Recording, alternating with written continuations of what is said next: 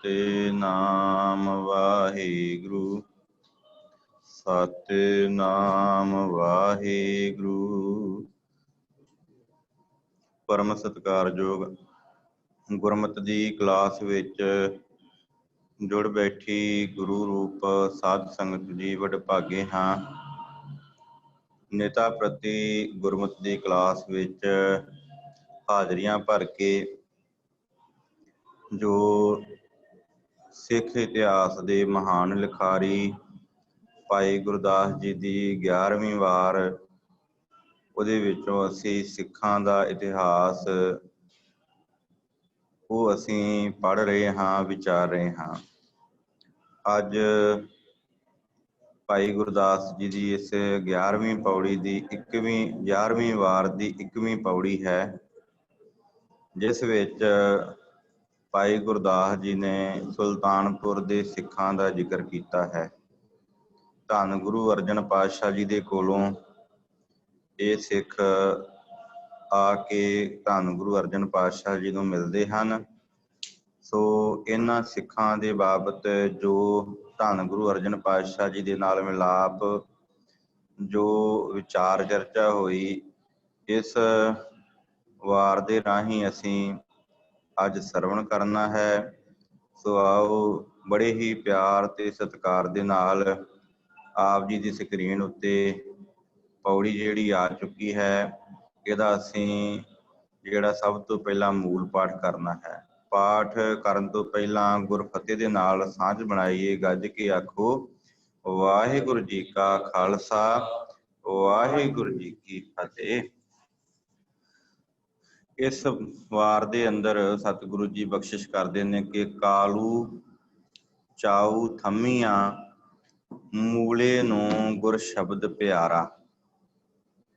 ਹੇਮਾ ਵਿੱਚ ਕਪਾਹੀਆ ਗੋਬਿੰਦ ਘੇਈ ਗੁਰ ਨਿਸਤਾਰਾ। ਭਿੱਖਾ ਟੋਡਾ ਭੱਟ ਦੁਏ ਧਾਰੂ ਸੂਦ ਮਹਿਲ ਤਿਸ ਭਾਰਾ। ਗੁਰਮੁਖ ਰਾਮੂ ਕੋਹਲੀ ਨਾਲ ਨਿਹਾਲੂ ਸੇਵਕ ਸਾਰਾ। ਛੱਜੂ ਭਲਾ ਜਾਣੀਐ ਮਾਈ ਦਿੱਤਾ ਸਾਧ ਵਿਚਾਰਾ। ਤੁਲਸਾ ਵਹੁਰਾ ਭਗਤ ਹੈ ਦਾਮੋਦਰ ਆਕੁਲ ਬਲਿਹਾਰਾ। ਭਾਨਾ ਆਵਲ ਵਿਗ੍ਰਹ ਮਲ ਬੁੱਧੂ ਸ਼ਿੰਬਾ ਗੁਰ ਦਰਬਾਰਾ। ਸੁਲਤਾਨਪੁਰ ਭਗਤ ਭੰਡਾਰਾ, ਸੁਲਤਾਨਪੁਰ ਭਗਤ ਭੰਡਾਰਾ। ਸੋ ਇਹ ਵਾਰ ਜਿਹੜੀ ਹੈ 11ਵੀਂ ਵਾਰ ਦੀ 21ਵੀਂ ਪੌੜੀ, ਜਿਸ ਵਿੱਚ ਸੁਲਤਾਨਪੁਰੀ ਸਿੱਖਾਂ ਦਾ ਜ਼ਿਕਰ ਆਇਆ ਹੈ। ਸਭ ਤੋਂ ਪਹਿਲਾਂ ਅਸੀਂ ਇਹਦੇ ਵਿੱਚ ਜਿਹੜੇ ਸਿੱਖ ਆਏ ਨੇ ਉਹਨਾਂ ਦੀ ਵਿਚਾਰ ਕਰਨੀ ਹੈ ਕਿ ਭਾਈ ਕਾਲੂ ਜੀ, ਭਾਈ ਚਾਊ ਜੀ, ਥੰਮੀਆਂ ਮੂਲਾ। ਇਹ ਪਹਿਲੀ ਜਿਹੜੀ ਪੰਕਤੀ ਹੈ ਉਹਦੇ ਵਿੱਚ ਭਾਈ ਗੁਰਦਾਸ ਜੀ ਨੇ ਇਹਨਾਂ ਚਾਰ ਸਿੱਖਾਂ ਦਾ ਜ਼ਿਕਰ ਕੀਤਾ ਹੈ ਕਿ ਕਾਲੂ ਚਾਊ ਥੰਮੀਆਂ ਮੂਲੇ ਨੂੰ ਗੁਰ ਸ਼ਬਦ ਪਿਆਰਾ। ਭਾਵ ਇਹਦੇ ਵਿੱਚ ਇਹ ਚਾਰ ਸਿੱਖ ਨੇ ਜਿਨ੍ਹਾਂ ਨੂੰ ਸ਼ਬਦ ਦੇ ਨਾਲ ਪਿਆਰ ਹੈ। ਹੇਮਾ ਵਿੱਚ ਕਪਾਹੀਆ ਗੋਬਿੰਦ ਘੇਈ ਗੁਰ ਨਿਸਤਾਰਾ। ਫਿਰ ਇਹਦੇ ਵਿੱਚ ਇੱਕ ਸਿੱਖ ਆਇਆ ਹੇਮਾ, ਜਿਹਦਾ ਹੇਮਾ ਮੱਲ ਵੀ ਲਿਖਿਆ ਨਾ। ਤੇ ਕਪਾਹੀਆ ਇਹਨੂੰ ਤਾਂ ਕਿਹਾ ਜਾਂਦਾ ਸੀ ਕਿ ਇਹ ਕਪਾਹ ਵੇਚਦਾ ਹੁੰਦਾ ਸੀ। ਇਹਦੀ ਅੱਲ ਪੈ ਗਈ, ਇਸ ਕਰਕੇ ਭਾਈ ਗੁਰਦਾਸ ਜੀ ਨੇ ਲਿਖਿਆ ਕਿ ਹੇਮਾ ਵਿੱਚ ਕਪਾਹੀਆ।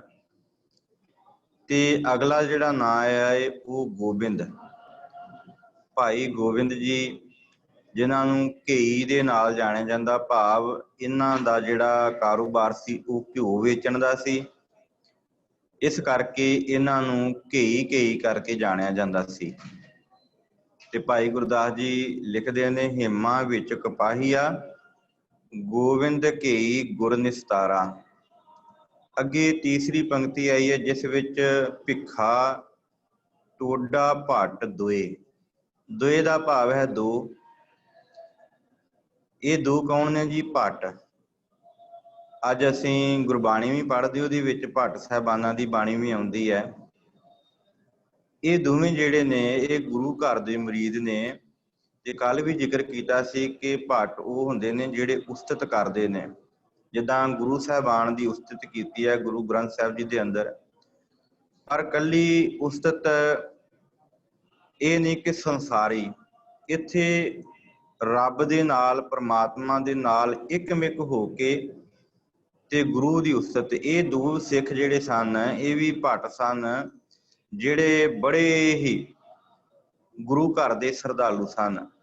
ਤੇ ਭਾਈ ਗੁਰਦਾਸ ਜੀ ਲਿਖਦੇ ਨੇ ਕਿ ਇਹ ਦੋ ਭੱਟ ਜਿਹੜੇ ਨੇ ਭਿੱਖਾ ਤੇ ਟੋਡਾ। ਤੇ ਅੱਗੇ ਨਾਂ ਆਇਆ ਧਾਰੂ। ਧਾਰੂ ਸੂਦ ਮਹਿਲ ਤਿਸ ਭਾਰਾ। ਸੂਦ ਦਾ ਇੱਕ ਭਾਵ ਇਹ ਵੀ ਹੁੰਦਾ ਕਿ ਸੂਦਰ, ਪਰ ਇੱਥੇ ਜਿਹੜਾ ਸੂਦ ਸ਼ਬਦ ਵਰਤਿਆ ਨਾ, ਇਹ ਸੂਦ ਸ਼ਬਦ ਹੈ ਸੂਰਮੇ ਦੇ ਸੰਬੰਧ ਵਿੱਚ। ਭਾਵ ਇਹ ਜਿਹੜਾ ਭਾਈ ਧਾਰੂ ਹੈ ਬੜਾ ਵੱਡਾ ਸੂਰਮਾ ਸੀ, ਇਹ ਵੀ ਗੁਰੂ ਘਰ ਦਾ ਸ਼ਰਧਾਲੂ ਹੋਇਆ। ਇਸ ਤੋਂ ਅਗਲੀ ਚੌਥੀ ਪੰਕਤੀ ਅੰਦਰ ਭਾਈ ਗੁਰਦਾਸ ਜੀ ਜ਼ਿਕਰ ਕਰਦੇ ਨੇ ਕਿ ਗੁਰਮੁਖ ਰਾਮੂ ਕੋਹਲੀ। ਇਹਨਾਂ ਨੂੰ ਗੁਰਮੁਖ ਦੀ ਉਪਾਧੀ ਦੇ ਕੇ ਤੇ ਭਾਈ ਗੁਰਦਾਸ ਜੀ ਲਿਖਦੇ ਹਨ ਕਿ ਇੱਕ ਤੇ ਭਾਈ ਰਾਮੂ ਕੋਹਲੀ ਤੇ ਜਿਹੜਾ ਦੂਸਰਾ ਹੈ ਨਿਹਾਲੂ, ਇਹ ਵੀ ਬੜੇ ਵੱਡੇ ਸੇਵਕ ਹੋਏ ਨੇ ਗੁਰੂ ਘਰ ਦੇ। ਛੱਜੂ ਭਲਾ ਜਾਣੀਐ ਮਾਈ ਦਿੱਤਾ ਸਾਧੂ ਵਿਚਾਰਾ। ਫਿਰ ਅੱਗੇ ਦੋ ਨਾਂ ਜ਼ਿਕਰ ਆ ਗਏ ਨੇ, ਇੱਕ ਤੇ ਛੱਜੂ ਭਲਾ ਤੇ ਦੂਜਾ ਮਾਈ ਦਿੱਤਾ। ਇੱਥੇ ਮਾਈ ਦਾ ਜਿਹੜਾ ਭਾਵ ਹੈ ਉਹ ਸਾਈਂ ਲਿਆ ਗਿਆ। ਸਾਈਂ ਦਿੱਤਾ ਵੀ ਆਖਿਆ ਜਾਂਦਾ ਹੈ, ਇਤਿਹਾਸਕਾਰਾਂ ਨੇ ਲਿਖਿਆ ਹੈ। ਸੋ ਇਹ ਅੱਗੇ ਦੋ ਨਾਂ ਜ਼ਿਕਰ ਆ ਗਏ। ਫਿਰ ਇਸ ਤੋਂ ਅਗਲੀ ਪੰਕਤੀ ਆ ਗਈ ਜੀ, ਤੁਲਸਾ ਵਹੁਰਾ ਭਗਤ ਹੈ ਦਾਮੋਦਰ ਆਕੁਲ ਬਲਿਹਾਰਾ।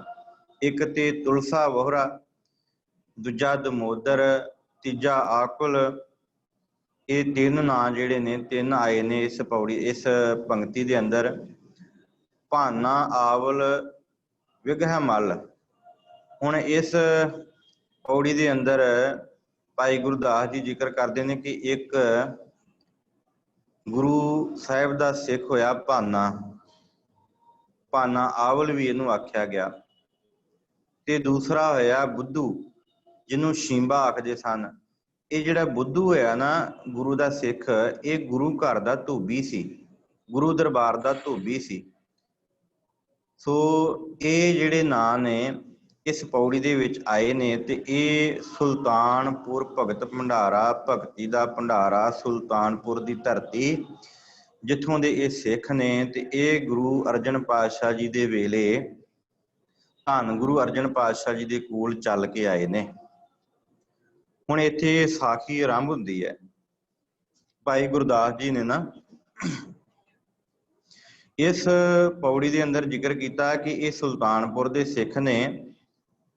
ਤੇ ਭਾਈ ਮਨੀ ਸਿੰਘ ਜੀ ਨੇ ਇਹਦਾ ਜਿਹੜਾ ਟੀਕਾ ਕੀਤਾ ਉਹਦੇ ਵਿੱਚ ਇਹ ਦਰਸਾਇਆ ਕਿ ਜਦੋਂ ਗੁਰੂ ਅਰਜਨ ਪਾਤਸ਼ਾਹ ਜੀ ਦੇ ਕੋਲ ਇਹ ਸਿੱਖ ਜਾਂਦੇ ਨੇ ਨਾ, ਤੇ ਜਾ ਕੇ ਬੰਦਨਾ ਕਰਦੇ ਨੇ, ਨਮਸਕਾਰ ਕਰਦੇ ਨੇ, ਸੇਵਾ ਕਰਦੇ ਨੇ।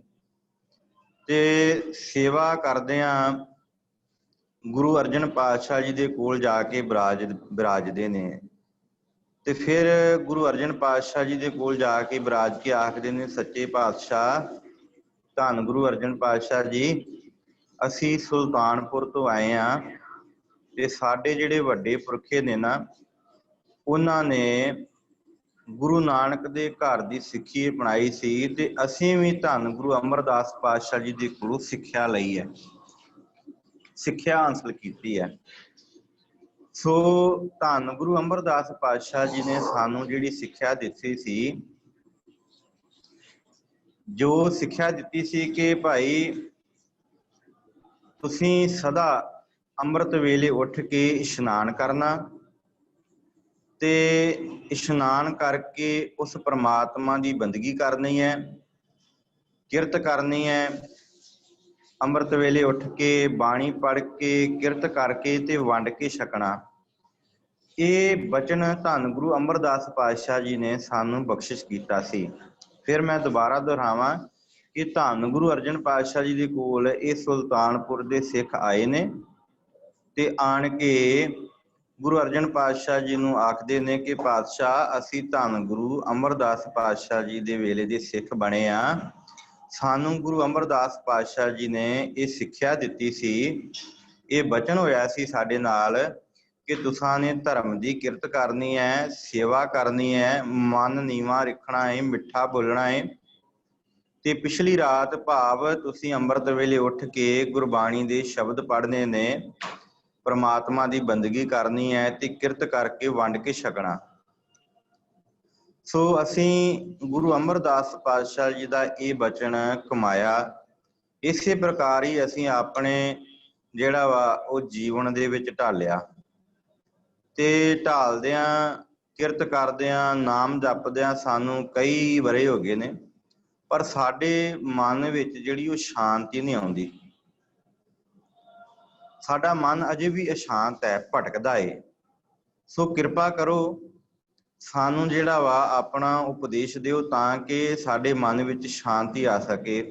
ਤੇ ਫਿਰ ਧੰਨ ਗੁਰੂ ਅਰਜਨ ਪਾਤਸ਼ਾਹ ਜੀ ਅੱਗੇ ਸੰਗਤਾਂ ਨੂੰ ਸੰਬੋਧਨ ਕਰਦਿਆਂ ਹੋਇਆਂ, ਇਹ ਗੁਰਸਿੱਖਾਂ ਨੂੰ ਸੰਬੋਧਨ ਕਰਦਿਆਂ ਹੋਇਆਂ ਆਖਦੇ ਨੇ ਕਿ ਭਾਈ ਤੁਸੀਂ ਬਚਨ ਤੇ ਕਮਾਇਆ ਹੈ, ਪਰ ਤੁਹਾਡੇ ਅੰਦਰੋਂ ਜਿਹੜੇ ਰਾਜਸੀ ਤੇ ਤਾਮਸੀ ਭਾਵ ਰਾਜਗੁਣ ਤੇ ਤਮਗੁਣ ਇਹ ਨਹੀਂ ਗਏ, ਇਹਨਾਂ ਦਾ ਤੁਸੀਂ ਤਿਆਗ ਨਹੀਂ ਕੀਤਾ।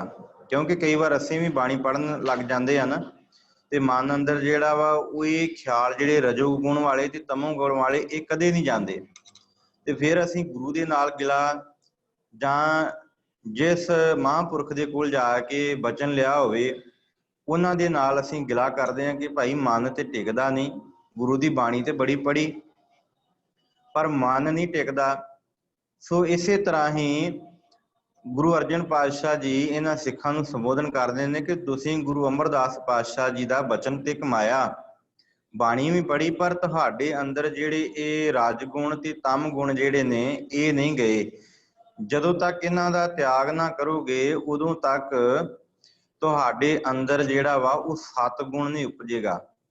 ਕਿਉਂਕਿ ਸਤਗੁਣ ਤਾਂ ਹੀ ਆਏਗਾ ਜੇ ਤੁਸੀਂ ਰਾਜਗੁਣ ਤੇ ਤਮ ਗੁਣ ਨੂੰ ਤਿਆਗੋਗੇ। ਤਾਂ ਫਿਰ ਉਹਨਾਂ ਸਿੱਖਾਂ ਨੇ ਗੁਰੂ ਅੱਗੇ ਅਰਦਾਸ ਕੀਤੀ, ਪਾਤਸ਼ਾਹ ਰਹਿਮਤ ਕਰੋ, ਅਸੀਂ ਅਣਜਾਣ ਹਾਂ, ਅਗਿਆਨ ਹਾਂ, ਅਗਿਆਨੀ ਹਾਂ, ਸਾਡੀ ਬੁੱਧ ਬਹੁਤ ਛੋਟੀ ਹੈ ਤੇ ਅਸੀਂ ਇਹਨਾਂ ਗੁਣਾਂ ਦੀ ਪ੍ਰੀਖਿਆ ਕਿਸ ਤਰ੍ਹਾਂ ਕਰ ਸਕਦੇ ਹਾਂ। ਤੁਸੀਂ ਆਪ ਹੀ ਰਹਿਮਤ ਕਰੋ ਤੇ ਇਹ ਜਿਹੜੇ ਗੁਣ ਦੱਸੇ ਨੇ ਨਾ, ਰਾਜਗੁਣ, ਤਮ ਗੁਣ ਤੇ ਸਤਗੁਣ, ਇਹਨਾਂ ਬਾਰੇ ਤੁਸੀਂ ਆਪ ਹੀ ਵਿਚਾਰ ਕਰਕੇ ਤੇ ਸਾਨੂੰ ਸਮਝਾਉਣ ਦਾ ਯਤਨ ਕਰੋ।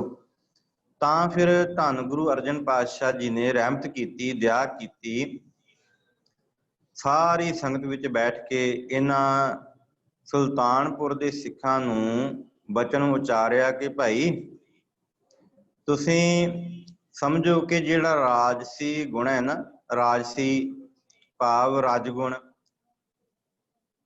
ਇਹ ਬੜਾ ਹੀ ਭੈੜਾ ਹੈ, ਜਿਹਦੇ ਵਿੱਚ ਲੋਭ, ਅਭਿਮਾਨ ਇਹ ਪ੍ਰਬਲ ਹੁੰਦੇ ਨੇ।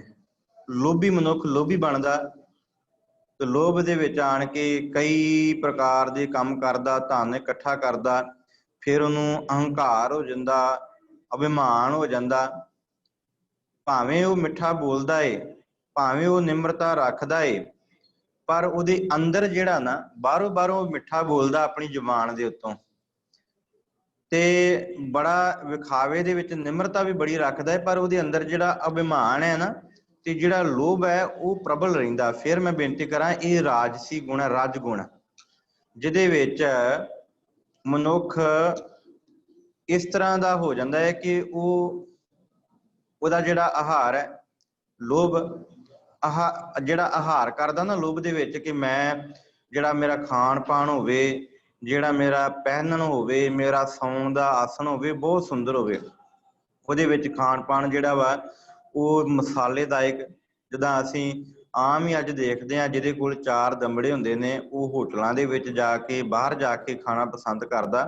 ਪੁਰਾਣੇ ਸਮੇਂ ਦੇ ਵਿੱਚ ਐਸੇ ਲੋਕ ਜਿਹੜੇ ਸਨ, ਰਾਜਸੀ ਲੋਕ, ਲੋਭ ਵਿੱਚ ਆਣ ਕੇ, ਲਾਲਚ ਵਿੱਚ ਆਣ ਕੇ, ਅਹੰਕਾਰ ਵਿੱਚ ਆਣ ਕੇ, ਅਭਿਮਾਨ ਵਿੱਚ ਆਣ ਕੇ ਐਸੇ ਕਰਮ ਕਮਾਉਂਦੇ ਸਨ। ਉਹਨਾਂ ਦਾ ਜਿਹੜਾ ਆਹਾਰ ਸੀ ਉਹ ਬਹੁਤ ਉੱਚਾ ਹੁੰਦਾ ਸੀ, मसालेदायक खाने, महंगा महंगा खाना खाना, फिर पहनना जिहड़ा वा वो भी महंगा महंगा ते भड़कीला, महंगे महंगे वस्त्र पाने, फिर उन्हां दे रहन वाला जिहड़ा घर सी वो भी महल्ला बराबर होना ते आखना कि असीं बड़े ही उच्चे जीवन दे इकलाक हाँ, असीं धर्मी पुरुष हाँ।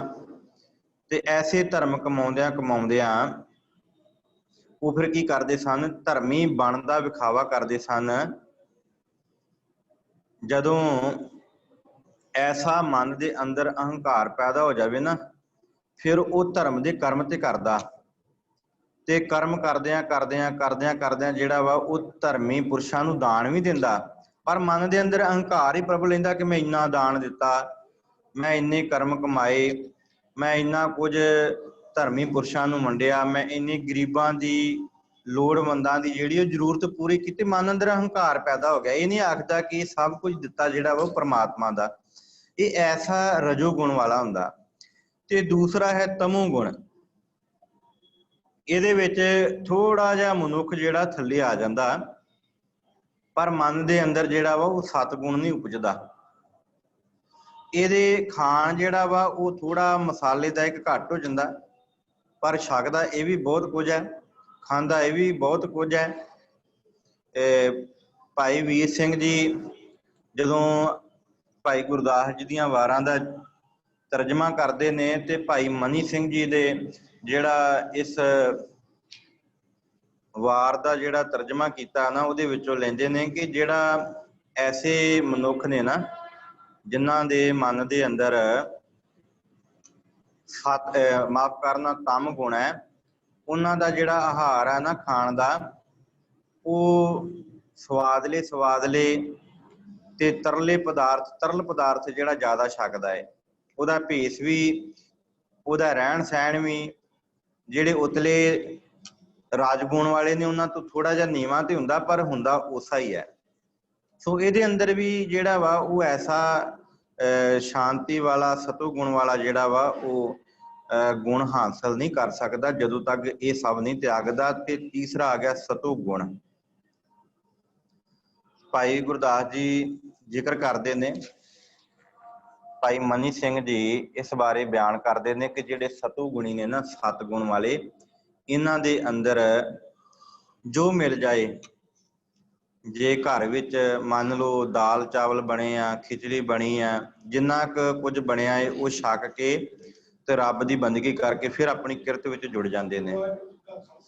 ਉਹ ਐਸੇ ਜਿਹੜੇ ਨੇ ਸਤੋਗੁਣੀ ਹੁੰਦੇ ਨੇ। ਇੱਕ ਚੌਥੀ ਅਵਸਥਾ ਵੀ ਜਿਹੜੀ ਇਸ ਪੌੜੀ ਦੇ ਵਿੱਚ ਨਹੀਂ ਜ਼ਿਕਰ ਕੀਤਾ, ਗੁਰਬਾਣੀ ਵਿੱਚ ਉਹਦਾ ਜ਼ਿਕਰ ਕੀਤਾ ਹੈ, ਤੁਰੀ ਅਵਸਥਾ, ਜਿੱਥੇ ਮਨੁੱਖ ਅਲਪ ਆਹਾਰ ਕਰਦਾ, ਭਾਵ ਜੋ ਆਇਆ ਛਕ ਲਿਆ, ਜੇ ਨਹੀਂ ਮਿਲਿਆ ਤਾਂ ਵੀ ਉਹਦੀ ਰਜਾ ਵਿੱਚ, ਉਹਦੇ ਹੁਕਮ ਵਿੱਚ ਭਲਾ ਮਨਾ ਕੇ ਤੇ ਆਪਣਾ ਜਿਹੜਾ ਵਾ ਉਹ ਜੀਵਨ ਬਸਰ ਕਰਦਾ ਹੈ।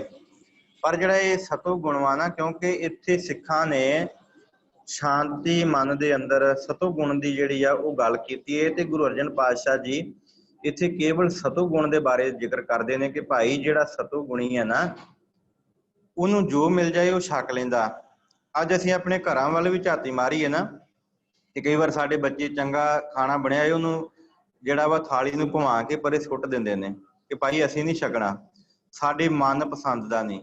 ਪਰ ਜਿਨ੍ਹਾਂ ਦੇ ਅੰਦਰ ਸਤੋਗੁਣ ਆ ਨਾ, ਉਹਦੇ ਅੱਗੇ ਜੋ ਮਰਜ਼ੀ ਰੱਖ ਦਿਓ, ਜੇ ਉਹਦੇ ਮਨ ਦੀ ਸਬਜ਼ੀ ਵੀ ਨਹੀਂ ਨਾ ਬਣੀ ਤੇ ਤਾਂ ਵੀ ਉਹ ਉਹਨੂੰ ਭਲਾ ਜਾਣ ਕੇ ਛਕ ਲੈਂਦਾ ਕਿ ਭਾਈ ਜੋ ਮਿਲਿਆ ਉਹ ਛਕ ਲੈਣਾ, ਕਿਉਂਕਿ ਇਹ ਵਾਹਿਗੁਰੂ ਦਾ ਹੁਕਮ ਹੈ, ਇਹ ਰੱਬ ਦਾ ਹੁਕਮ ਹੈ, ਰੱਬ ਦਾ ਭਾਣਾ ਹੈ, ਤੇ ਰੱਬ ਦੇ ਹੁਕਮ ਦੇ ਅਨੁਸਾਰ ਹੀ ਸਭ ਕੁਝ ਚੱਲ ਰਿਹਾ, ਤੇ ਜੋ ਕੁਝ ਮੇਰੇ ਕਰਮਾਂ ਵਿੱਚੋਂ ਮੈਨੂੰ ਮਿਲ ਰਿਹਾ ਤੇ ਉਹ ਛਕਦਾ ਹੈ। ਉਹਦੇ ਅੰਦਰ ਹੀ ਇਹ ਜਿਹੜਾ ਵਾ ਸਤੋਗੁਣ ਜਿਹੜਾ ਵਾ ਉਹ ਪ੍ਰਬਲ ਹੁੰਦਾ ਹੈ। ਇੱਥੇ ਫਿਰ ਗੁਰੂ ਅਰਜਨ ਪਾਤਸ਼ਾਹ ਜੀ ਸਿੱਖਾਂ ਨੂੰ ਸੰਬੋਧਨ ਕਰਦਿਆਂ ਹੋਇਆਂ, ਜਿਹੜੇ ਸੁਲਤਾਨਪੁਰ ਤੋਂ ਆਏ ਨੇ ਉਹਨਾਂ ਨੂੰ ਸੰਬੋਧਨ ਕਰਦਿਆਂ ਹੋਇਆਂ ਵੀ ਇਹ ਗੱਲ ਆਖਦੇ ਨੇ ਕਿ ਭਾਈ ਸਾਈਂ ਦਿੱਤਾ ਜੀ ਵੇਖੋ, ਅਸਲ ਵਿੱਚ ਸਾਧ ਉਹ ਹੈ, ਕਿਉਂਕਿ ਭਾਈ ਸਾਈਂ ਜਿਨ੍ਹਾਂ ਨੂੰ ਮਾਈ ਦਿੱਤਾ, इत्थे शब्द वरत्या है माई दिता। असीं उत्थे पढ़िया ना पौड़ी दे अंदर गुरु पातशाह जी कहंदे ने हे साईं दिता जी असल विच सिद्ध वो आ, असल विच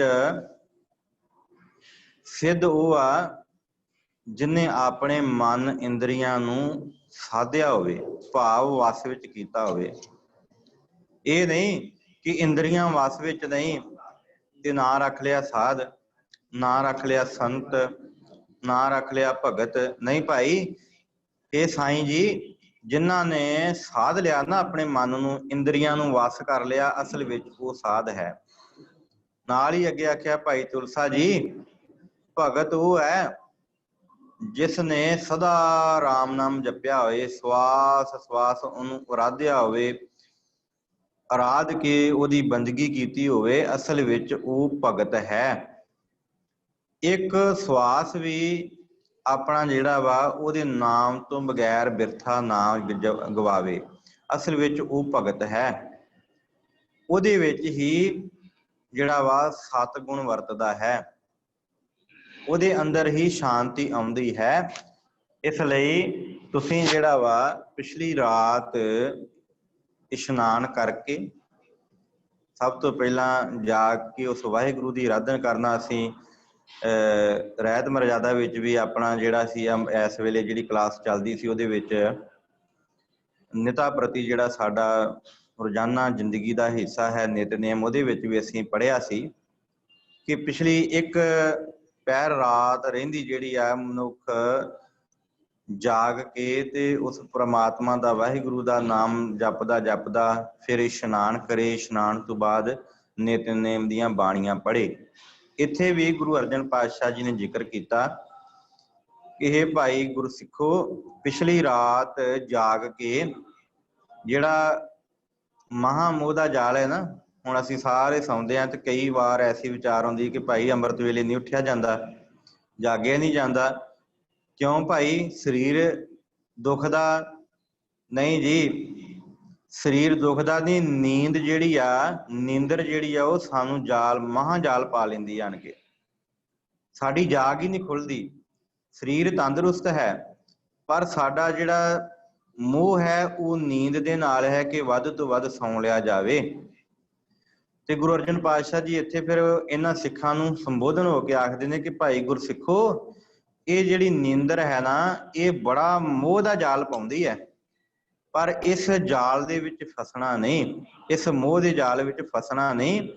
ਤੁਸੀਂ ਇਸ ਮੋਹ ਦੇ ਜਾਲ ਨੂੰ ਤੋੜ ਕੇ ਅੰਮ੍ਰਿਤ ਵੇਲੇ ਪਿਛਲੀ ਰਾਤ ਇੱਕ ਪਹਿਰ ਰਾਤ ਰਹਿੰਦੀ ਜਾਗ ਕੇ ਇਸ਼ਨਾਨ ਕਰਨਾ ਤੇ ਫਿਰ ਉੱਠ ਕੇ ਵਾਹਿਗੁਰੂ ਦਾ ਸਿਮਰਨ ਕਰਦਿਆਂ ਜਿਹੜਾ ਵਾ ਬਾਣੀ ਪੜ੍ਹਨੀ ਹੈ, ਵਾਹਿਗੁਰੂ ਵਾਹਿਗੁਰੂ ਸਿਮਰਨ ਕਰਨਾ ਹੈ, ਉਸ ਪ੍ਰਮਾਤਮਾ ਨੂੰ ਯਾਦ ਕਰਨਾ ਹੈ।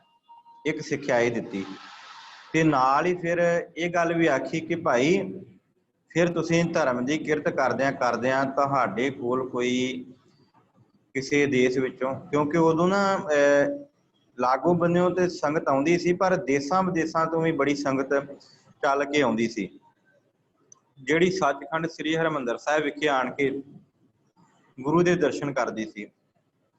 ਤੇ ਹੁਣ ਜਦੋਂ ਕੋਈ ਤਲਵੰਡੀ ਸਾਬੋ ਵਾਲੀ ਸਾਈਡ ਤੋਂ ਅੰਮ੍ਰਿਤਸਰ ਦੀ ਧਰਤੀ ਨੂੰ ਜਾਵੇਗਾ ਜਾਂ ਇੱਧਰੋਂ ਮਾਲਵੇ ਚੋਂ ਦੁਆਬੇ ਚੋਂ ਕੋਈ ਜਾਵੇਗਾ, ਉਹਨੂੰ ਫਿਰ ਸੁਲਤਾਨਪੁਰ ਰਸਤੇ ਵਿੱਚ ਆਉਂਦਾ ਸੀ। ਭਾਵ ਕਿਸੇ ਵੀ ਪਾਸਿਓਂ ਕੋਈ ਸੰਗਤ ਆਉਂਦੀ ਸੀ ਗੁਰੂ ਦੇ ਦਰਸ਼ਨਾਂ ਨੂੰ, ਜਾਂ ਕੋਈ ਕਾਰੋਬਾਰ ਕਰਨ ਵਾਸਤੇ ਨਿਕਲਦਾ ਸੀ, ਜਾਂ ਕਈ ਲੋੜ ਮੁਤਾਬਕ ਘਰੋਂ ਨਿਕਲਦੇ ਸਨ ਕਿ ਵੱਖ-ਵੱਖ ਥਾਵਾਂ ਤੋਂ ਮੰਗ ਕੇ ਲੋੜ ਪੂਰੀ ਕਰਨੀ। ਐਸੇ ਲੋਕ ਜਿਹੜੇ ਨੇ ਦੇਸ਼ ਦੇਸ਼ਾਂਤਰਾਂ ਤੋਂ ਆਉਂਦੇ ਨੇ, ਉਹਨਾਂ ਨੂੰ ਯੋਗ ਜਿੰਨੀ ਕੁ ਜਥਾ ਸ਼ਕਤ ਤੁਹਾਡੀ ਸ਼ਰਧਾ ਹੋਵੇ, ਜਿੰਨਾ ਕੁ ਤੁਹਾਡੇ ਕੋਲ ਹੋ ਸਕੇ, ਅੰਨ ਭਾਵ ਪ੍ਰਸ਼ਾਦਾ ਪਾਣੀ ਤੇ ਬਸਤਰ ਕੱਪੜੇ, ਉਹਦੀ ਜਿਹੜੀ ਕਾਮਨਾ ਪੂਰੀ ਕਰਨੀ ਹੈ। ਜਿੰਨੀ ਕੁ ਉਹਦੀ ਕਾਮਨਾ ਹੋਵੇ ਕਿ ਮੈਨੂੰ ਭਾਈ ਭੁੱਖ ਲੱਗੀ ਹੈ ਤੇ ਉਹਨੂੰ ਪ੍ਰਸ਼ਾਦਾ ਛਕਾ ਦੇਣਾ। ਜੇ ਕੋਈ ਆਖੇ ਕਿ ਮੇਰੇ ਤਨ ਦੇ ਉੱਤੇ ਕੱਪੜਾ ਨਹੀਂ ਹੈ ਤੇ ਮੈਨੂੰ ਕੱਪੜਾ ਦਿਓ, ਤਾਂ ਉਹਨੂੰ ਕੱਪੜਾ ਵੀ ਦੇਣਾ। ਇਸ ਤਰ੍ਹਾਂ ਉਹਦੀ ਜਿਹੜੀ ਆ ਤਮੰਨਾ ਪੂਰੀ ਕਰਨੀ ਹੈ। जे मान लो कि ऐसा कोई आ गया जिहदी कामना जिहड़ी है तुसी पूरी नहीं कर सकते, तो फिर एक काम जरूर करना है, तुसी सारे नगर ने मिल के जिहड़े तुहाडे सके संबंधी ने सबना ने रल मिल के उहदी कामना पूरी करनी है। जे फिर भी कोई कामना रह गई, मान लो किसी दे नगर विच किसी लोड़वंद दी धी दा जिहड़ा वा वो साक है, भाव आनंद है, तो उन्होंने जरूरत पई है कि मैं किसी ना किसी कोलों जिहड़ा वा वो जरूरत पूरी करने वास्ते नगर नूं आखिए, ते असीं की करिए कि नगर विच होका दे दईए कि भाई फलाणे दी धी दा आनंद है, ते ਉਹਦੇ आनंद वास्ते ਉਹਦੇ ਵਿਆਹ वास्ते ਜਿਹੜਾ ਵਾ ਸਾਨੂੰ ਇੰਨੇ ਪੈਸਿਆਂ ਦੀ, ਇੰਨੇ ਧੇਲਿਆਂ ਦੀ ਜਾਂ ਇੰਨੀਆਂ ਰਸਤਾਂ ਦੀ ਜ਼ਰੂਰਤ ਹੈ, ਫਿਰ ਅਸੀਂ ਨਗਰ ਵਿੱਚੋਂ ਇਕੱਠਾ ਕਰੀਏ। ਤੇ ਫਿਰ ਵੀ ਉਹ ਪੂਰਾ ਨਾ ਹੋਵੇ ਤੇ ਸਤਿਗੁਰੂ ਨੇ ਬੇਨਤੀ ਕੀਤੀ ਕਿ ਗੁਰੂ ਕੇ ਸਿੱਖੋ ਕਿਤੇ ਜਾਣ ਦੀ ਜ਼ਰੂਰਤ ਨਹੀਂ, ਫਿਰ ਅਰਦਾਸ ਕਰਨੀ ਹੈ, ਕਿਉਂਕਿ ਬਿਰਥੀ ਕਦੇ ਨਾ ਹੋਵੇ ਜਨ ਕੀ ਅਰਦਾਸ। ਫਿਰ ਅਰਦਾਸ ਕਰਨੀ ਹੈ ਤੇ ਅਰਦਾਸ ਕਰਕੇ उस जिहड़ा कामना वाला जिहदी कामना पूरी करनी है, जिहदा कारज है, उहदे कारज वास्ते सारे ने रल के अरदास करके ते उस गुरु नूं याद करना है जिस दे अगे असीं अरदास कर रहे हां। सो इस तरह गुरु अर्जन पातशाह जी ने उन्हां सुल्तानपुर दे सिखां नूं उपदेश किया ते अखीर विच आख्या भाई इस तरह करन दे नाल इस संसार दे उत्ते जिस तरह वरखा हुंदी है ना, ते सारी धरती जिहड़ी है जिथे जिथे भी बरखा पैंदी है, मींह दीयां कणियां पैंदियां ने, उत्थों दी बनस्पति, उत्थों दे पौधे, उत्थों दे जीव जंतु खुशहाल हो जांदे ने। इसे तरह ही फिर उस परमात्मा दे नाम दी बरखा दे सदका मनुख दा जिहड़ा हिरदा है वो पुंगरदा है, ਉਹਦੇ अंदर नाम, ਉਹਦੇ अंदर बाणी ਦਾ ਅਭਿਆਸ ਚੱਲਦਾ है। ਉਹ ਫਿਰ ਉਤਲੇ ਜਿਹੜੇ ਤਮੋ ਗੁਣ ਨੇ ਤੇ ਰਾਜਸੀ ਗੁਣ ਨੇ, ਰਜੋ ਗੁਣ, ਉਹਦੇ ਵਿੱਚ ਨਹੀਂ ਖਚਤ ਹੁੰਦਾ, ਉਹਦੇ ਅੰਦਰ ਸਤੋ ਗੁਣ ਆ ਜਾਂਦੇ ਨੇ। ਤੇ ਸਤੋ ਗੁਣ ਧਾਰਨ ਕਰਦਿਆਂ ਕਰਦਿਆਂ ਅਖੀਰ ਉੱਤੇ ਗੁਰੂ ਪਾਤਸ਼ਾਹ ਜੀ ਨੇ ਗੁਰਬਾਣੀ ਵਿੱਚ ਤੁਰੀ ਅਵਸਥਾ ਦੀ ਵੀ ਗੱਲ ਕੀਤੀ, ਜਿਹੜੀ ਚੌਥੀ ਅਵਸਥਾ। ਇਹ ਤਿੰਨ ਅਵਸਥਾ ਨੇ ਨਾ, ਇੱਕ ਚੌਥੀ ਅਵਸਥਾ ਵੀ ਹੈ ਜਿਹਦੇ ਬਾਰੇ ਜ਼ਿਕਰ ਕੀਤਾ ਹੈ ਕਿ ਭਾਈ ਇਹ ਧਰਮ ਕਮਾਉਂਦਿਆਂ ਕਮਾਉਂਦਿਆਂ ਮਨੁੱਖ ਦੇ ਹਿਰਦੇ ਦੇ ਅੰਦਰ ਉਹ ਫਿਰ ਤੁਰੀ ਅਵਸਥਾ ਆਉਂਦੀ ਹੈ ਜਿੱਥੇ ਕਿਸੇ ਪ੍ਰਕਾਰ ਦੀ ਕੋਈ ਕਾਮਨਾ ਨਹੀਂ, ਕਿਸੇ ਪ੍ਰਕਾਰ ਦੀ ਕੋਈ ਕਾਮਨਾ ਨਹੀਂ ਰਹਿ ਜਾਂਦੀ। ਫਿਰ ਤੇ ਉਹ ਰਾਮ ਨਾਮ ਜਪਦਾ, ਕਿਰਤ ਕਰਦਾ ਏ, ਗ੍ਰਸਤ ਨਿਭਾਉਂਦਾ ਏ, ਪਰ ਉਸ ਗ੍ਰਸਤ ਦੇ ਵਿੱਚ ਰਹਿੰਦਿਆਂ ਹੋਇਆਂ ਜਿਸ ਤਰ੍ਹਾਂ ਚਿੱਕੜ ਵਿੱਚ ਕਮਲ ਖਿਲਦਾ ਨਾ, ਇਸੇ ਤਰ੍ਹਾਂ ਉਹ ਮਨੁੱਖ ਖਿਲਿਆ ਰਹਿੰਦਾ। ਉਹਦੇ ਅੰਦਰ ਕਿਸੇ ਪ੍ਰਕਾਰ ਦੀ ਕਾਮਨਾ ਨਹੀਂ ਆਉਂਦੀ। ਉਹ ਜਿੰਨੀ ਕੁ ਕਿਰਤ ਕਰਦਾ ਨਾ, ਜਿੰਨੀ ਕੁ ਕਿਰਤ ਵਿਹਾਂਜਦਾ, ਉਹਦੇ ਵਿੱਚ ਹੀ ਜਿਹੜਾ ਵਾ ਉਹ ਪੂਰਨ ਭਰੋਸਾ ਰੱਖ ਕੇ ਤੇ ਆਪਣੀ ਜ਼ਿੰਦਗੀ ਬਤੀਤ ਕਰਦਾ ਹੈ। ਇਸ ਲਈ ਧੰਨ ਗੁਰੂ ਅਰਜਨ ਪਾਤਸ਼ਾਹ ਜੀ ਫਿਰ ਆਪਣੇ ਸਿੱਖਾਂ ਨੂੰ ਅਖੀਰ ਉੱਤੇ ਜਿਹੜਾ ਵਾ ਉਹ ਬੇਨਤੀ ਕਰਦੇ ਨੇ ਕਿ ਗੁਰੂ ਕੇ ਸਿੱਖੋ, ਸਾਰਿਆਂ ਨੇ ਦੋਏ ਵੇਲੇ ਭਾਵ ਸਵੇਰੇ ਸ਼ਾਮ ਸਭਨਾਂ ਨੇ ਧਰਮਸ਼ਾਲਾ ਆਵਣਾ। ਭਾਵ ਧਰਮਸ਼ਾਲਾ ਜਿਹੜੀ ਅੱਜ ਅਸੀਂ ਗੁਰਦੁਆਰਾ ਜਿਹਨੂੰ ਆਖਦੇ ਹਾਂ, ਗੁਰਦੁਆਰੇ ਦੇ ਵਿੱਚ ਜਾ ਕੇ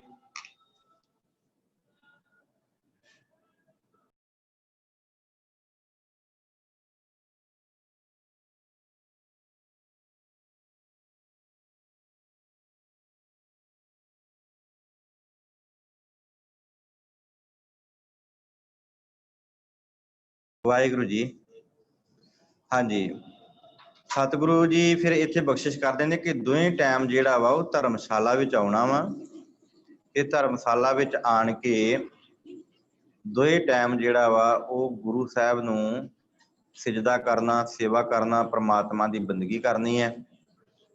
ਤੇ ਜਦੋਂ ਵੀ, ਕਿਉਂਕਿ ਸਿੱਖ ਨੇ ਹਮੇਸ਼ਾ ਹੀ ਦੀਵਾਲੀ ਤੇ ਵਿਸਾਖੀ ਦੇ ਉੱਤੇ ਜਿਹੜਾ ਵਾ, ਕਿਉਂਕਿ ਗੁਰੂ ਅਰਜਨ ਪਾਤਸ਼ਾਹ ਜੀ ਦੇ ਵੇਲੇ ਇਹ ਬਹੁਤ ਵੱਡੇ ਪੱਧਰ ਦੇ ਉੱਤੇ ਮਨਾਈਆਂ ਜਾਂਦੀਆਂ ਸਨ, ਤੇ ਗੁਰੂ ਅਰਜਨ ਪਾਤਸ਼ਾਹ ਜੀ ਨੇ ਫਿਰ ਇਹਨਾਂ ਨੂੰ ਜਿਹੜਾ ਵਾ ਉਹ ਸਾਨੂੰ ਸੰਗਤਾਂ ਨੂੰ ਜਿਹੜਾ ਵਾ ਉਹ ਦਰਸਾਇਆ ਕਿ ਭਾਈ ਤੁਸੀਂ ਵਿਸਾਖੀ ਤੇ ਦੀਵਾਲੀ ਤੇ ਜਿਹੜਾ ਵਾ ਉਹ ਅੰਮ੍ਰਿਤਸਰ ਦੀ ਧਰਤੀ ਤੇ ਜਾਂ ਆਪਣੇ ਨੇੜੇ ਕਿਸੇ ਧਰਮ ਸਥਾਨ ਤੇ, ਕਿਉਂਕਿ ਉਸ ਸਮੇਂ ਗੋਇੰਦਵਾਲ ਸਾਹਿਬ ਵੀ ਸੀ, ਖਡੂਰ ਸਾਹਿਬ ਵੀ ਸੀ, ਗੋਇੰਦਵਾਲ ਸਾਹਿਬ ਵੀ ਬਹੁਤ ਵਿਸਾਖੀ ਤੇ ਦੀਵਾਲੀ ਵੱਡੇ ਪੱਧਰ ਤੇ ਮਨਾਈ ਜਾਂਦੀ ਸੀ। ਸੋ ਇਸ ਤਰ੍ਹਾਂ ਗੁਰੂ ਪਾਤਸ਼ਾਹ ਜੀ ਨੇ ਉਪਦੇਸ਼ ਦਿੱਤਾ ਕਿ ਤੁਸੀਂ ਵਿਸਾਖੀ ਤੇ ਦੀਵਾਲੀ ਤੇ ਗੁਰੂਦੁਆਰੇ ਅੱਜ ਦੇ ਸਮੇਂ, ਕਿਉਂਕਿ ਉਸ ਸਮੇਂ ਧਰਮਸ਼ਾਲਾ ਸੀ ਤੇ ਧਰਮਸ਼ਾਲਾ ਸ਼ਬਦ ਵਰਤਾਂਗੇ, ਧਰਮਸ਼ਾਲਾ ਵਿੱਚ ਜਾ ਕੇ ਤੇ ਸਾਰੀ ਸੰਗਤ ਨੇ ਇਕੱਠਿਆਂ ਮਨਾਉਣੀ ਹੈ ਤੇ ਉਸ ਦਿਨ ਇਸ਼ਨਾਨ ਵੀ ਜ਼ਰੂਰ ਕਰਨਾ ਹੈ ਤੇ ਗੁਰੂ ਦੇ ਦਰਸ਼ਨ ਵੀ ਬਹੁਤ ਕਰਨੇ ਹਨ। ਇਸ ਲਈ ਸਤਿਗੁਰੂ ਨੇ ਇਹ ਬਚਨ ਕਹਿ ਕੇ ਤੇ ਫਿਰ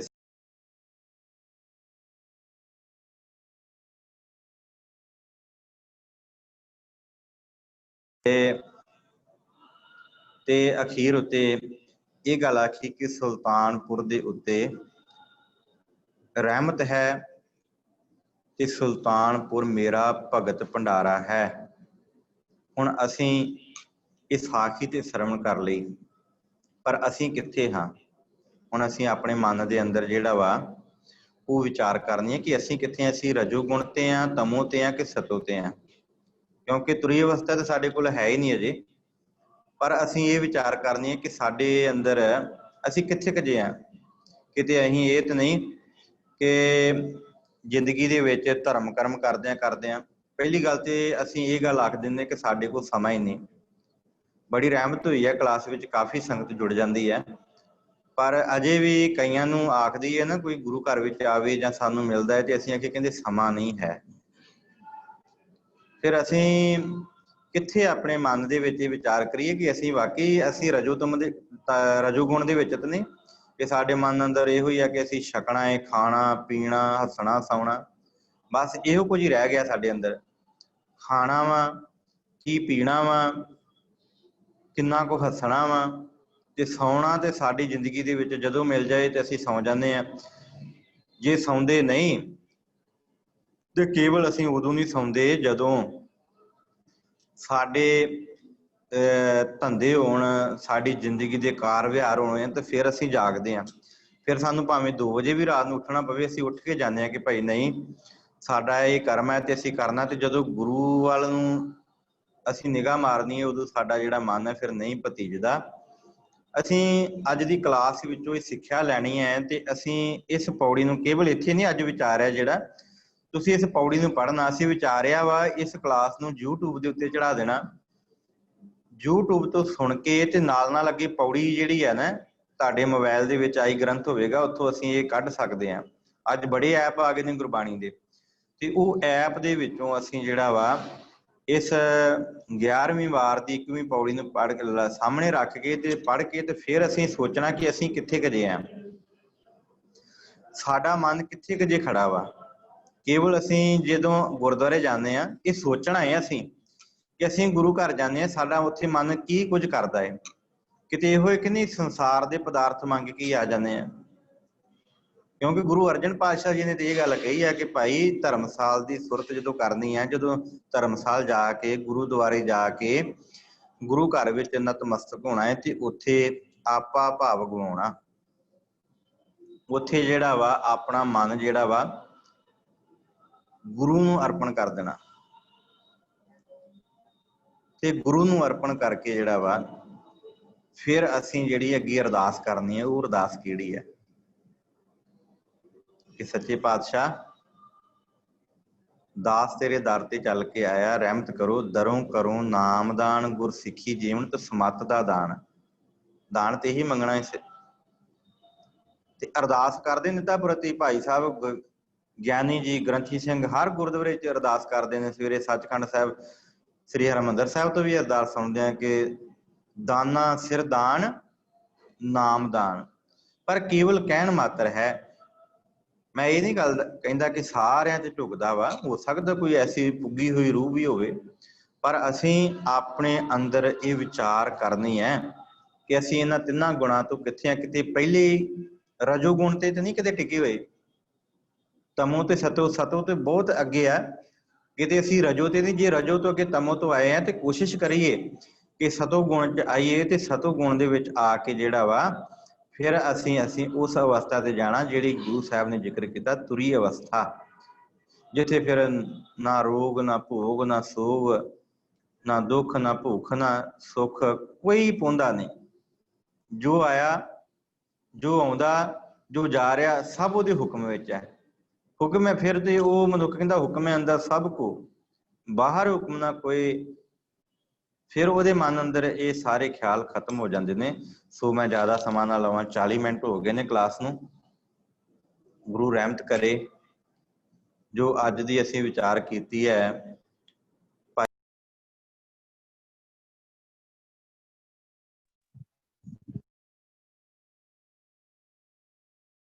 जिन्हां ने सुल्तानपुर दी सिखां दा जिक्र कीता है और सुल्तानपुर दे सिखां नूं उपदेश दिता है, वो उपदेश साडी जिंदगी विच भी, क्योंकि यही ते वचन ने ना, असीं गुरु दे नाल ही गल्लां करदे पए हां। जदों गुरु पातशाह जी सिक्ख्या दिंदे ने ना सुल्तानपुर नूं, समझ लो सानूं भी उही सिक्ख्या मिल रही है। तो गुरु साहब कृपा करन, साडे उत्ते रहमत करन, सानूं ऐसी जिहड़ी आ वो सिक्ख्या जिहड़ी अज प्रदान होई है, साडी जिंदगी विच ढल जावे। सो दास जी कोलों विचार करदिआं अनेकां प्रकार दीआं भुलां गलतियां हो गईआं होणगीआं। अनजान बच्चे समझ के गुरु ते गुरु की संगत बख्शणयोग है, बख्श लैना। फतेह बुलाओ उपरंत असीं सवाल जवाब करांगे। वाहिगुरू जी का खालसा, वाहिगुरू जी की फतेह। जे कोई अज की क्लास बाबत सवाल जवाब होवे ते वो तुसीं प्रश्न जिहड़ा वा अपने माइक अनम्यूट करके पुछ सकदे जी। हाँ जी, गुरप्रताप सिंह जी। ਵੀਰ ਜੀ ਵਾਹਿਗੁਰੂ ਜੀ ਕਾ ਖਾਲਸਾ ਵਾਹਿਗੁਰੂ ਜੀ ਕੀ ਫਤਿਹ। ਵਾਹਿਗੁਰੂ ਜੀ ਕਾ ਖਾਲਸਾ ਵਾਹਿਗੁਰੂ ਜੀ ਕੀ ਫਤਿਹ। ਵੀਰ ਜੀ ਜਿਹੜੀ ਆਪਾਂ ਗੁਣਾਂ ਦੀ ਗੱਲ ਕੀਤੀ ਆ ਤੇ ਜਿੱਦਾਂ ਸਤੋ ਜੋ ਤੁਸੀਂ ਚੌਥਾ ਗੁਣ ਦੱਸਿਆ ਕਿ ਸੂਰੀ ਦੱਸਿਆ ਹੈ ਨਾ, ਤੁਰੀ ਅਵਸਥਾ। ਹਾਂ, ਤੁਰੀ ਅਵਸਥਾ।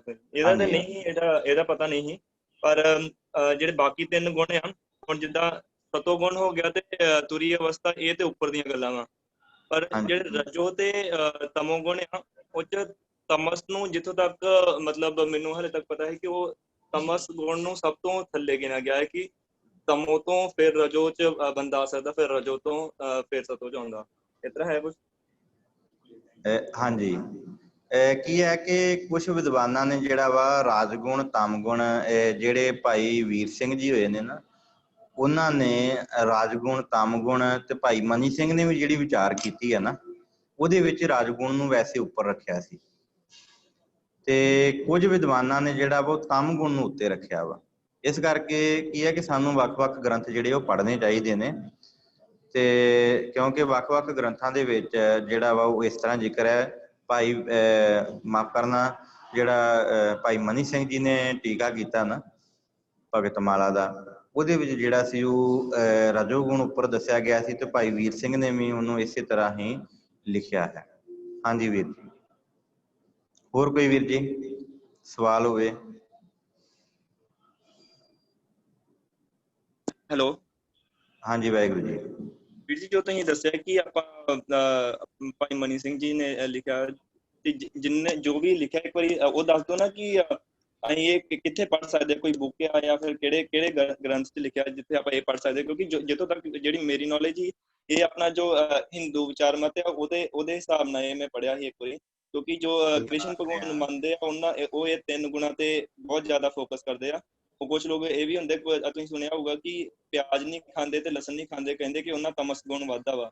ਇਸ ਤਰ੍ਹਾਂ ਇਹ ਸਾਰੀਆਂ ਚੀਜ਼ਾਂ ਹੈਗੀਆਂ, ਤੇ ਚੀਜ਼ਾਂ ਮੈਂ ਸੁਣੀਆਂ ਨਹੀਂ ਤੇ ਐਕਚੁਅਲੀ ਪੜ੍ਹੀਆਂ ਨਹੀਂ ਕਿਤੇ, ਤੇ ਸਪੈਸ਼ਲੀ ਕਿਸੇ ਸਿੱਖ ਗ੍ਰੰਥ ਤੋਂ ਪੜ੍ਹੀਆਂ ਨਹੀਂ, ਸਿੱਖੀਜ਼ਮ ਦੇ ਕਿਸੇ ਗ੍ਰੰਥ ਤੋਂ। ਤੇ ਕਿਹੜੇ ਗ੍ਰੰਥ ਇਸ ਤਰ੍ਹਾਂ ਲਿਖਿਆ ਜਿੱਥੋਂ ਆਪਾਂ ਮਤਲਬ ਇਹਦੇ ਬਾਰੇ ਜ਼ਿਆਦਾ ਵਧੇਰੇ ਜਾਣਕਾਰੀ ਪ੍ਰਾਪਤ ਕਰ ਸਕਦੇ? ਠੀਕ ਹੈ, ਬਾਕੀ ਇਹ ਆ ਕਿ ਜਿਹੜੀ ਇਹ ਵਿਚਾਰ ਆ ਨਾ, ਗੁਰਬਾਣੀ ਦੇ ਅੰਦਰ ਜ਼ਿਕਰ ਹੈ ਕਿ ਖਾਣਾ ਪੀਣਾ ਪਵਿੱਤਰ ਹੈ, ਦਿੱਤੋਂ ਨਿਰਜਿਕ ਸੰਭਾਹੇ।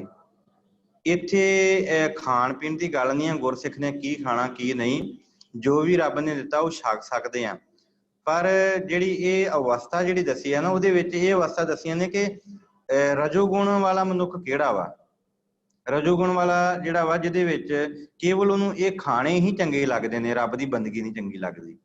ਇਹਦਾ ਭਾਵ ਇਹ ਨਹੀਂ ਕਿ ਜਿਹੜਾ ਸਤੋਗੁਣ ਵਾਲਾ ਉਹ ਕੁਛ ਵੀ ਨਾ ਖਾਏ।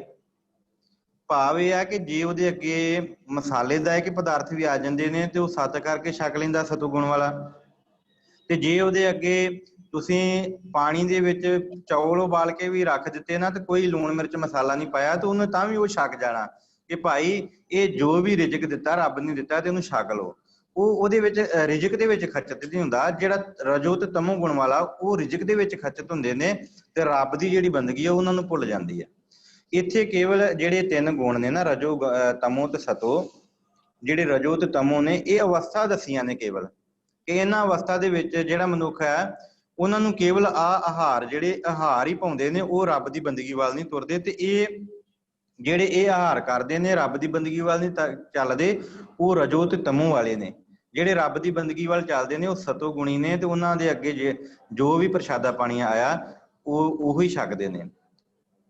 ਇਸ ਲਈ ਇਹ ਜਿਹੜੀ ਇੱਥੇ ਇਸ ਤਰ੍ਹਾਂ ਵਿਚਾਰ ਆ, ਕਿਉਂਕਿ ਜੇ ਅਸੀਂ ਇਹ ਗੱਲ ਆਖਾਂਗੇ ਕਿ ਭਾਈ ਰਜੋ ਗੁਣ ਵਾਲੇ ਨੂੰ ਆਹ ਸਵਾਦ ਲੱਗਦਾ ਤੇ ਸਤੋ ਗੁਣ ਵਾਲਾ ਜਿਹੜਾ ਵਾ ਉਹ ਫਿਰ ਫਲਾਣੀ ਚੀਜ਼ ਵੀ ਛੱਡ ਦੇ ਜੀ, ਉਹ ਜੇ ਉਹਨੂੰ ਸ਼ਾਹੀ ਪਨੀਰ ਮਿਲ ਗਿਆ, ਨਹੀਂ ਜੀ ਸਤੋ ਗੁਣ ਵਾਲੇ ਨੇ ਨਹੀਂ ਛਕਣਾ। ਉਹ ਆਖੇ ਮੈਂ ਨਹੀਂ ਛਕਣਾ ਬਈ, ਮੇਰੇ ਲਈ ਤੇ ਤੁਸੀਂ ਚੌਲ ਹੀ ਬਣਾਓ। ਤੇ ਹੁਣ ਉਹ ਫਿਰ ਗੱਲ ਗਲਤ ਹੋ ਗਈ ਨਾ। ਉੱਥੇ ਤੇ ਮਨ ਦੀ ਕਾਮਨਾ ਹੋ ਗਈ ਵੀ ਮੈਂ ਸ਼ਾਹੀ ਪਨੀਰ ਨਹੀਂ ਛਕਣਾ, ਬਈ ਮੈਂ ਤੇ ਛਕੂੰਗਾ ਚੌਲ। ਹੁਣ ਜੇ ਕਿਸੇ ਦੇ ਘਰ ਸ਼ਾਹੀ ਪਨੀਰ ਹੀ ਤਿਆਰ ਹੋਇਆ, ਉਹਨੂੰ ਫਿਰ ਉਹਦੇ ਵਾਸਤੇ ਸਪੈਸ਼ਲ ਤਿਆਰ ਕਰਨਾ ਪਏਗਾ ਪ੍ਰਸ਼ਾਦਾ, ਚੌਲ ਸਪੈਸ਼ਲ ਤਿਆਰ ਕਰਨੇ ਪੈਣਗੇ। ਉਹ ਤੇ ਫਿਰ ਮਨ ਦੀ ਕਾਮਨਾ ਹੋ ਗਈ ਨਾ, ਤੇ ਕਾਮਨਾ ਤੋਂ ਤੇ ਰਹਿਤ ਹੋਣਾ। ਇਸ ਲਈ ਗੁਰੂ ਪਾਤਸ਼ਾਹ ਜੀ ਨੇ ਫਿਰ ਪੰਕਤੀ ਦੁਹਰਾਵਾਂ ਕਿ ਖਾਣਾ ਪੀਣਾ ਪਵਿੱਤਰ ਹੈ, ਜਿਤੋਂ ਰਿਜ਼ਕ ਸੰਭਾਹੇ। ਇਹ ਸਾਰਾ ਕੁਝ ਪਵਿੱਤਰ ਹੈ, ਜੋ ਰੱਬ ਦਿੰਦਾ ਹੈ ਉਹਨੂੰ ਛਕਣਾ ਚਾਹੀਦਾ ਹੈ। ਪਰ ਇਹ ਨਹੀਂ ਕਿ ਜੇ ਮੰਨ ਲਓ ਕਿਸੇ ਘਰ ਚੌਲ ਬਣੇ ਆ ਤੇ ਮੇਰੇ ਵਰਗਾ ਆਖੇ ਭਈ ਨਹੀਂ ਮੈਂ ਤੇ ਸ਼ਾਹੀ ਪਨੀਰ ਤੋਂ ਬਗੈਰ ਪ੍ਰਸ਼ਾਦਾ ਨਹੀਂ ਛਕਣਾ। ਇੱਥੋਂ ਗੁਰੂ ਸਾਹਿਬ ਨੇ ਵਰਜਿਆ ਏ। ਤੇ ਇਹ ਤਾਂ ਭਾਈ ਗੁਰਦਾਸ ਜੀ ਨੇ ਜਿਹੜਾ ਜ਼ਿਕਰ ਕੀਤਾ ਹੈ ਨਾ, ਸੁਲਤਾਨਪੁਰ ਦੇ ਸਿੱਖਾਂ ਨੂੰ ਗੁਰੂ ਅਰਜਨ ਪਾਤਸ਼ਾਹ ਜੀ ਦਾ ਉਪਦੇਸ਼ ਹੈ, ਤੇ ਭਾਈ ਮਨੀ ਸਿੰਘ ਨੇ ਜਿਹੜਾ ਟੀਕਾ ਕੀਤਾ ਨਾ, ਉਹਦੇ ਵਿੱਚ ਇਹੀ ਦਰਸਾਇਆ ਕਿ ਭਾਈ ਸਾਹਿਬ ਜੀ ਜਿਹੜਾ ਮਨੁੱਖ ਸਵਾਦ ਲਈ ਖਾਣਿਆਂ ਵਿੱਚ ਹੀ ਖਚਤ ਹੈ ਉਹ ਰਜੋ ਗੁਣ ਵਾਲਾ, ਸਤੋ ਗੁਣ ਵਾਲਾ। ਤੇ ਜਿਹੜਾ ਇਹਨਾਂ ਖਾਣਿਆਂ ਦੇ ਸਵਾਦ ਤੋਂ ਉੱਤੇ ਉੱਠ ਕੇ ਛਕਦਾ ਵੀ ਸਭ ਕੁਝ ਹੈ, ਜੋ ਕੁਝ ਮਿਲਦਾ ਹੈ ਰੱਬ ਵੱਲੋਂ ਦਿੱਤਾ ਹੋਇਆ, ਉਹ ਸਭ ਕੁਝ ਛਕਦਾ ਹੋਇਆ ਜਿਹੜਾ ਵਾ ਉਹ ਰੱਬ ਦੀ ਬੰਦਗੀ ਕਰਦਾ, ਉਹ ਸਤੋ ਗੁਣੀ ਹੈ।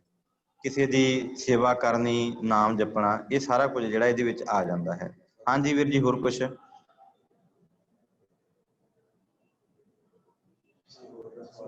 ਹਾਂਜੀ ਠੀਕ ਆ ਜੀ, ਫਿਰ ਇੱਥੇ ਹੀ ਸਮਾਪਤੀ ਕਰਦੇ ਹਾਂ। ਜੇ ਕਿਸੇ ਦਾ ਸਵਾਲ ਹੋਵੇ ਤੇ ਉਹ WhatsApp ਤੇ ਕਰ ਸਕਦਾ ਹੈ।